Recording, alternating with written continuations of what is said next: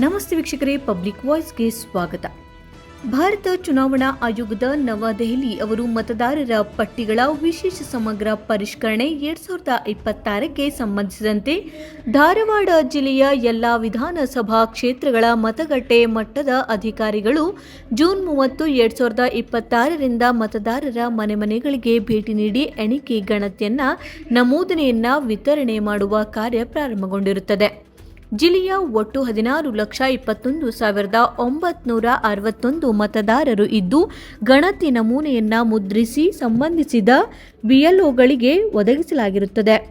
ಧಾರವಾಡ ಜಿಲ್ಲೆಯ ಮತಗಟ್ಟೆ ಮಟ್ಟದ ಅಧಿಕಾರಿಗಳು ಜುಲೈ 27, 2026ಕ್ಕೆ ಇದ್ದಂತೆ 16,21,961 ಗಣತಿ ನಮೂನೆಗಳನ್ನು ವಿತರಿಸಲಾಗಿದ್ದು, ಶೇಕಡಾ 100ರಷ್ಟು ವಿತರಿಸಲಾಗಿದೆ.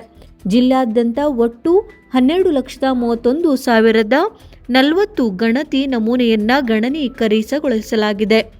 ಶೇಕಡಾ 75ರಷ್ಟು ಗಣನೀಕರಣಗೊಳಿಸಲಾಗಿದ್ದು, ಗೈರು, ಸ್ಥಳಾಂತರ, ಮರಣ ಹಾಗೂ ದ್ವಿಪ್ರತಿ ಪ್ರಕರಣಗಳಿಗೆ ಸಂಬಂಧಿಸಿದಂತೆ ಒಟ್ಟು 2,03,404 ಮತದಾರರನ್ನು ಗುರುತಿಸಲಾಗಿದೆ.